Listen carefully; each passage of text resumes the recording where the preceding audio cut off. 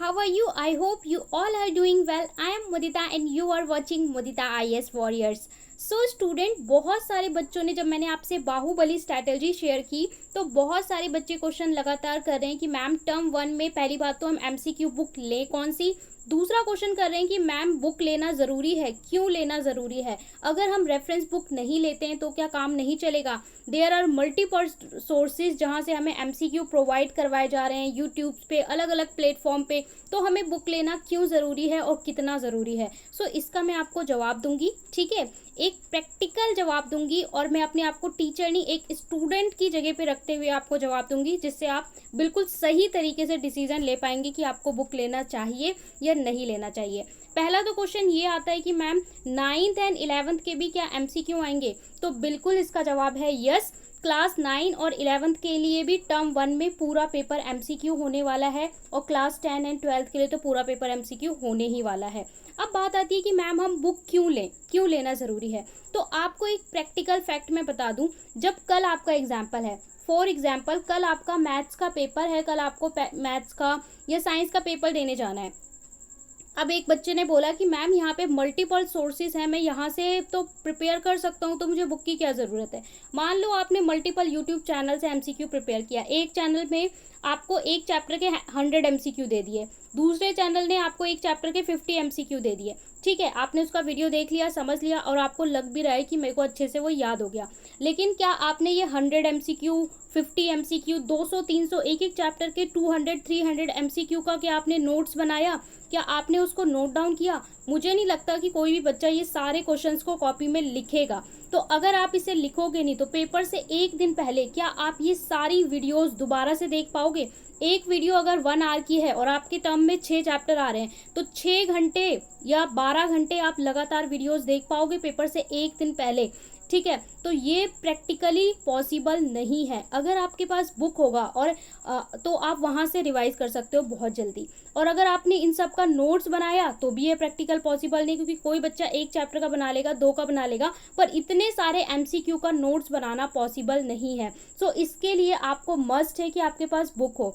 Book होने से क्या बेनिफिट है, अगर बुक है तो आप क्या करोगे, सबसे पहले तो उसमें से जो क्वेश्चंस है आप पूरे क्वेश्चंस पढ़ लोगे। जब पेपर से एक दिन पहले आपको रिवाइज करना होगा तो आपको उसको मल्टीपल टाइम रिवाइज कर सकते हो। आपको पता है रिवीजन इज द सक्सेस की मानी जाती है रिवीजन, तो आप जितनी बार चाहे रिवीजन कर सकते हो। जो क्वेश्चन पे आप बार बार भूलते हो वहाँ पे मार्क कर सकते हो बुक में ही कि ये क्वेश्चन मेरे को रिवाइज करना है, ये मैं भूल जाता हूँ, तो यहाँ पे ये चीज़ सही है। इसके अलावा अगर आपको किसी बच्चे को लगता है कि एमसीक्यू का मैं अलग अलग रिसोर्स, जैसे यूट्यूब से आप लोग देख रहे हो, वहाँ से आपको पीडीएफ प्रोवाइड कर दिया, जैसे मैं बच्चों को पीडीएफ भी देती हूँ, तो अगर आपको पीडीएफ वहाँ से दे दिया जाता है तो ठीक है, आपको सारे पीडीएफ मिल जाएं और आप पीडीएफ का प्रिंट आउट निकाल के अगर रख सकते हैं तो अच्छा है, क्योंकि फ़ोन का हम भरोसा नहीं कर सकते।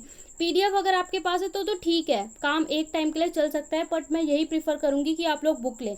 अगर आप साइंस लेते हो तो वो बुक आपको आगे भी काम आ जाएगी फर्दर क्लासेस में, और अगर आपके छोटे भाई बहन हैं तो भी वो बुक काम आ जाएगी, और साइंस लेते हो तो भी वो काम आ जाएगी। और अगर तो भी काम नहीं, आपको लग रहा है यार पैसा इन्वेस्ट कर रहे हैं, तो आप नेक्स्ट ईयर उसे सेकेंड हैंड बेच भी सकते हैं अपने जूनियर्स को।